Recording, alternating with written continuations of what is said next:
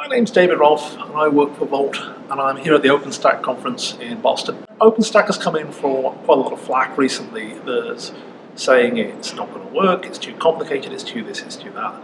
But having been here for a couple of days and gone through a lot of the presentations, I can understand where the criticism's coming from. OpenStack, to me, if I were to coin an analogy, it would be like a crowdsourced Viking movie.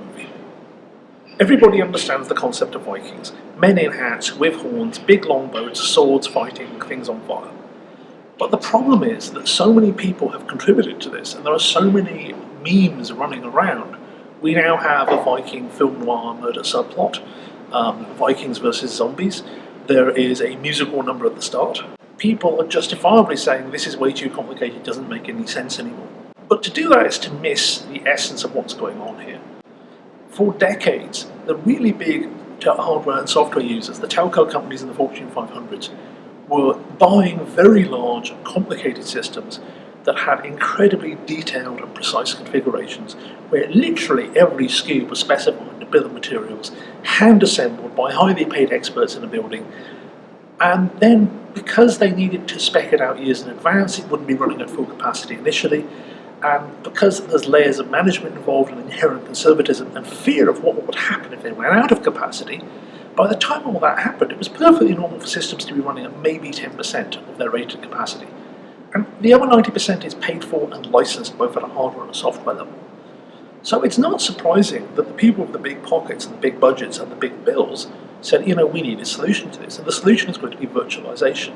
We want buildings full of identical servers with flashing lights, all of which are cheap. And if an application needs 35 nodes today, next week it needs 37, we just ask for it and it happens. And that's not some massive Apollo 13 style effort. It doesn't involve hours of work and minutes of prayer to make it happen. And that's what they wanted. And that's where a lot of the drive like this comes from. Because the problem they have is they can't use a public cloud like AWS or Google, because their whole drive and goal is to get away from vendor lock-in.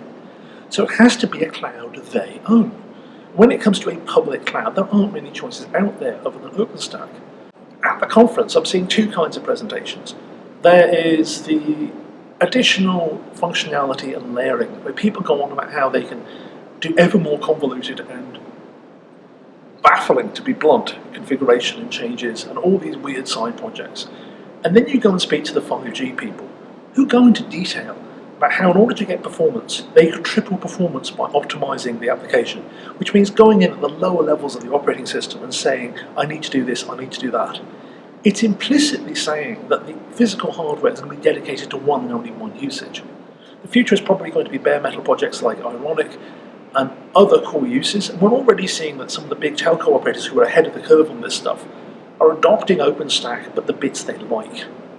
So it's important not to distinguish, just because OpenStack as the project as a whole has problems, it's important not to mistake those problems for a fatal deficiency.